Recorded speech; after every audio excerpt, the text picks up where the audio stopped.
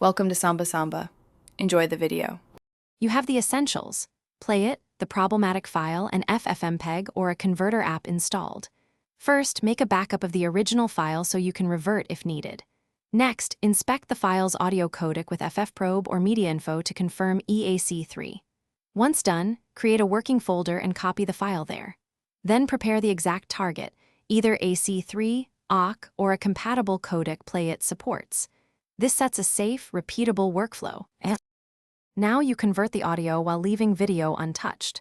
Use FFmpeg with audio-only re-encode, FFmpeg I input, MKV-C, vCopy-C, a Eac3B, a 192K R48000 output.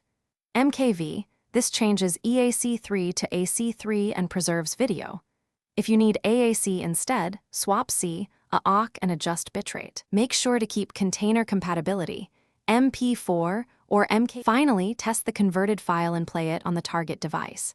Play the same segment to verify sync and channel mapping. If audio still fails, try remuxing into an alternate container like MKV or transcode to a different codec, Ac3 versus AAC with slightly lower bitrate.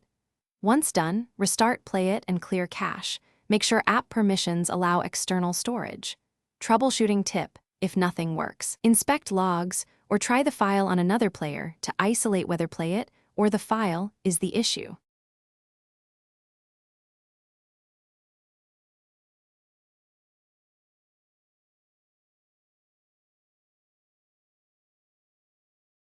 Thanks for watching. Consider subscribing if we helped you.